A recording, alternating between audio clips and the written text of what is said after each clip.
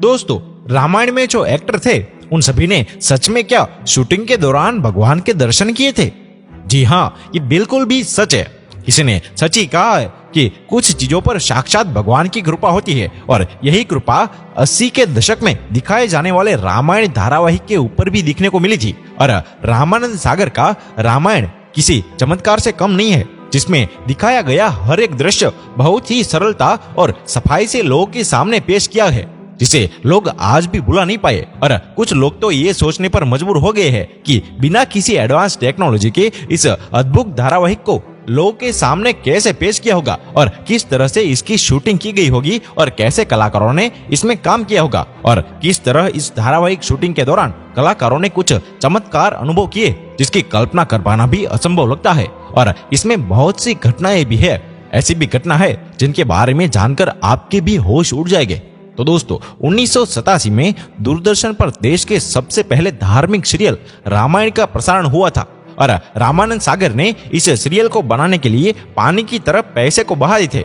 और बहुत ही कम लोग ये बात जानते होंगे कि सुपर डुपर हिट होने वाली रामायण धारावाहिक को सूचना प्रसारण मंत्रालय के कई बार रिजेक्शन का सामना भी करना पड़ा था, जिसके चक्कर में रामानंद सागर ने कितनी ही बार सरकारी दफ्तरों के चक्कर भी लगाए, तब जाकर रामायण को प्रसारित करने की इजाजत मिली थी। और दोस्तों, सबसे पहले रामानंद सागर ने रामायण का एक सैंपल एपिसोड तैयार किया था और सूचना और प्रसारण मंत्रालय के अधिकारियों को दिखाया, जिसके बाद उन्होंने पहली दफा ही रिजेक्शन कर दिया था। और सरकारी अधिकारियों के अनुसार इस धारावाहिक में माता सीता को कट स्लीव पहने हुए दिखाया गया था और साथ ही उन्होंने कुछ और भी बदलाव लाने का जिक्र किया था, जिसके बाद रामानंद सागर ने दोबारा से शूटिंग करके पहला एपिसोड तैयार करवाया और फिर उसको दिखाया, लेकिन उस एपिसोड को भी प्रसारण मंत्रालय द्वारा रिजेक्शन ही मिला। और फिर एक बार और रामानंद सागर ने सैंपल एपिसोड तैयार किया, लेकिन उसमें भी रिजेक्शन ही उसको मिला। और रामानंद सागर ने खुद एक इंटरव्यू में एक बात बताई थी कि सूचना प्रसारण मंत्रालय के चक्कर काट काट कर मेरे 2-3 जोड़ी जूते भी घुस गए थे, जिसकी आखिरकार 2 साल के बाद रामायण को हरी झंडी मिल गई और तब जाकर इसे दूरदर्शन पर प्रसारित करने का मौका मिला था। और उस समय फिल्में जितने बजट में बनकर तैयार होती थी, उससे ज्यादा पैसों में दोस्तों रामायण का एक एपिसोड तैयार किया जाता था।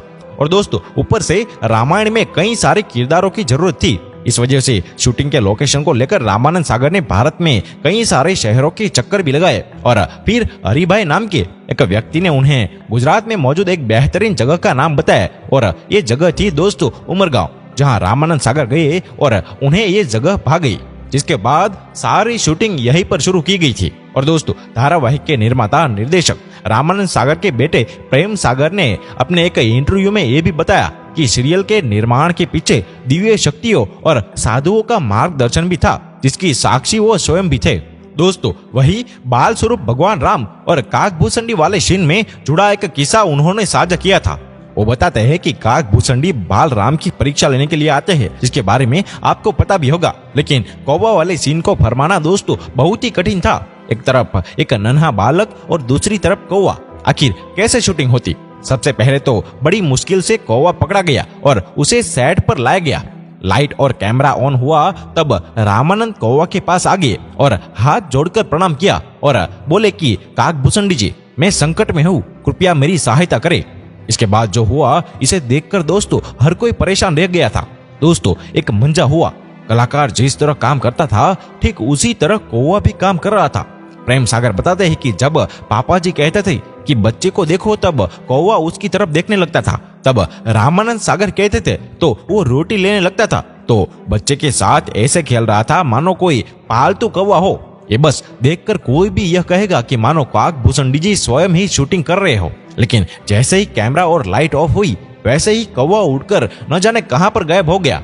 और दोस्तों, रामायण में माता सीता का किरदार निभाने वाली दीपिका चिखलिया के अनुसार रामानंद सागर हर एक सीन को बिल्कुल परफेक्ट तरीके से करना चाहते थे। उन्हें किसी भी प्रकार की कमी नहीं चाहिए थी। वो रात में 2-3 बजे तक शूटिंग करते थे, इसलिए दीपिका पूरे महीने सेट पर ही बिताती थी और उनका मुंबई आना जाना भी बिल्कुल बंद हो गया था। दोस्तों, बाकी सीरियल के बारे में आपका क्या ख्याल है, हमें कमेंट में जरूर बताइए। और ऐसा ही नए वीडियो देखने के लिए हमारे पेज को फॉलो या सब्सक्राइब करना ना भूलें।